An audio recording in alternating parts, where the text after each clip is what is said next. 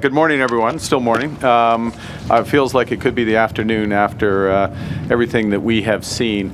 This is an absolutely extraordinary deployment, extraordinary group of women and men, and it is my pleasure to greet the members of the Canadian Armed Forces and our NATO allies. It's an honor. It's a tremendous honor for me and the Minister of National Defence of Canada to be with you here today at the Adagi base.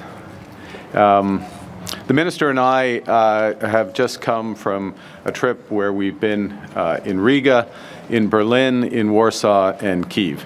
And it's fitting. We've been building up to this moment. It's fitting to conclude our trip here at the Adagi base, standing with so many courageous men and women who defend our values, our freedom, and our security every day.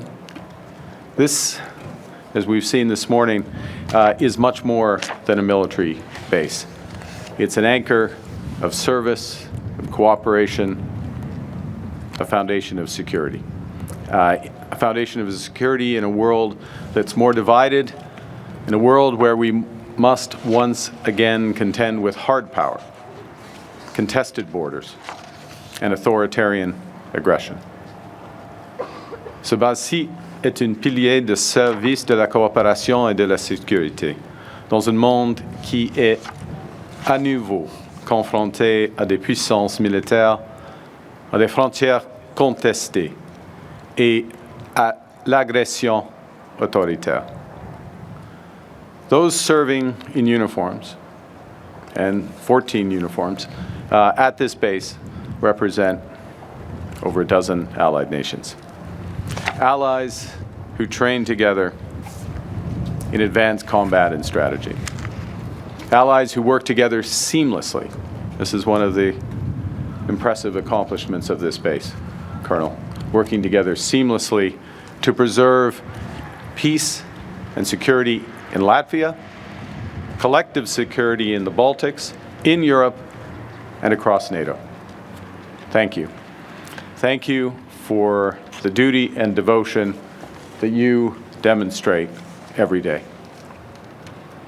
When the Minister and I were in Kyiv on Sunday for Ukrainian Independence Day, it would be difficult for us to overstate the enormous gratitude that was conveyed to us by the Ukrainian people for Canada's contributions and the contributions of our allies to their freedom and independence. Canada's contribution over the years includes more than 45,000 Ukrainian security service members who've been trained by Canadian soldiers as part of Operation Unifier. And we'll see some of those soldiers, some of the officer corps later today. Ukrainians know that Canada and our allies stand with them. They know that their cause is our cause, that we stand with them for freedom, for democracy, and in independence. And so it was in 1991 when Canada became the first G7 nation to recognize Latvia's independence. The 34th anniversary was yesterday. We recognized that independence after Latvia had courageously reclaimed independence after decades of Soviet rule. And so it was when Russia illegally annexed Crimea in 2014, Canada, under Prime Minister Stephen Harper, launched Operation Unifier, sending hundreds of Canadian Armed Forces personnel to Ukraine to train Ukrainian troops to fight Russian aggression. And in April of that year, 2014, more than 100 members of the Canadian Armed Forces were deployed here to Latvia to begin Operation Reassurance. Today gives a sense of what's been built on that core. 3 years later, as Russia's threats to the Baltics intensified, so 2017, 2018, Canada stepped up to lead the NATO battle group here at the Adagi base and added 450 more of our troops. And today, this battle group has grown into a major multinational brigade, with Canada leading more than 3,500 soldiers from those 14 nations. Working together, soldiers working together to deter and defend against Russian aggression on NATO's eastern flank, and to fortify our shared defense by air, by land, and sea. Since its inception, the need for Operation Reassurance, unfortunately, the need for Operation Reassurance has only intensified. In Kyiv on Sunday, I recalled decades ago when President Ronald Reagan led a peace effort with the Russians, he adopted the slogan, "Trust but verify." But Vladimir Putin is not Mikhail Gorbachev. Putin seeks darkness, not glasnost. He seeks empire, not perestroika. We can't trust but verify with Putin. We must deter and fortify. Deter new aggression and fortify our shared defense. And that's why yesterday the Minister and I announced the extension of Canada's Operation Reassurance for another 3 years. This renewal will increase capabilities in Latvia to reinforce our collective defense and to bolster our cooperative security and strengthen that NATO deterrence. The extension of Operation Reassurance is part of our broader mission to rebuild, rearm, and reinvest in the Canadian Armed Forces. This June, along with our NATO allies, all of whom are many of whom are represented here today, along with our NATO allies, we committed to NATO's new defense pledge of investing 5% of our annual GDP in the next decade. For Canada, this will represent a quadrupling of our defense expenditures in cash terms by the end of this decade. We're making this year alone additional investments of $9 billion. And we're working with urgency and determination to increase our defense capabilities to meet the threats that are growing in the world. Notre plus grande force, ce sont les femmes et les hommes des forces armées canadiennes. C'est à vous que nous confions le soin de porter ce drapeau, de représenter notre nation au service de nos alliés et de nos valeurs les plus importantes. Vous êtes ceux à qui nous faisons confiance pour porter le drapeau canadien, ceux qui risquent leur vie pour lui.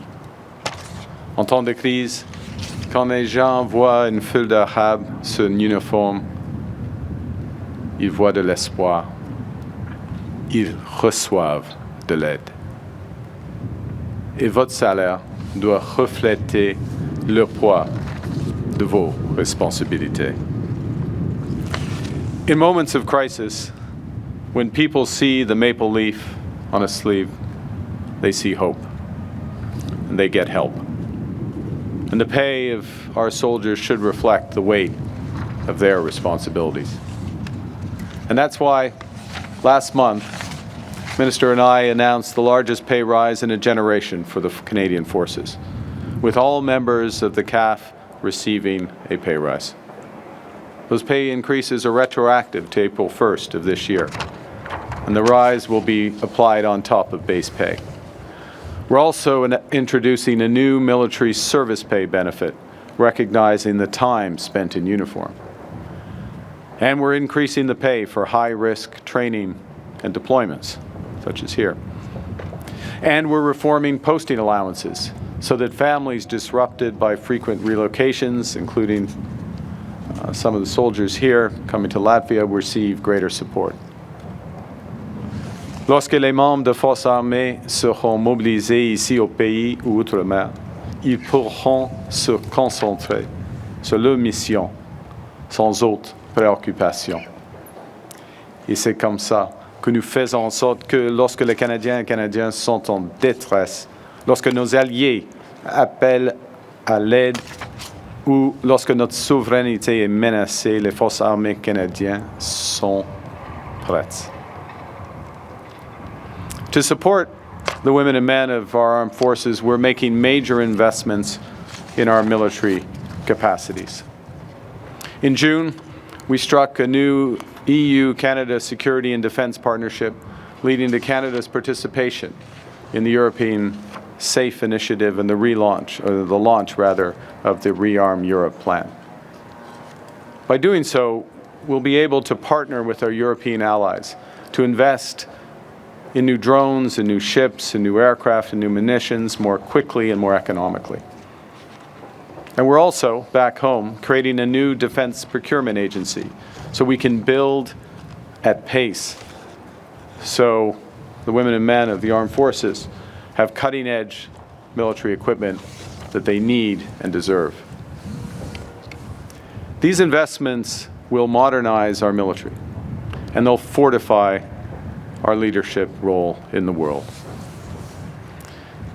Si nous voulons dissuader l'agression russe dans les pays baltes et dans toute l'Europe, si on veut assurer une paix durable en Ukraine, défendre et promouvoir nos valeurs de liberté, de démocratie et de paix, le Canada doit le faire en position de force. En bref, si nous voulons un monde plus sûr, nous avons besoin du Canada plus fort. Because if we're going to deter Russian aggression in Latvia and the Baltics across Europe, if we're going to secure a lasting and more durable peace and security, if we're going to defend and advance our values of freedom, of democracy and peace, Canada must do so from a position of strength. In short, if we want a safer world, we need a stronger Canada. And so it's the service of the women and men behind me and those that they represent. It's their service and sacrifice that makes Canada strong. As we confront the challenges facing the world at this hinge moment in history, Canada's leadership will be measured not only by the strength of our values, but also the value of our strength. This is the strength on the very front line in the struggle between authoritarianism and democracy, between freedom and fear. And in no small part because of their service, your service and sacrifice, this is a struggle that we will win because we are stronger together. Thank you very much. Merci beaucoup.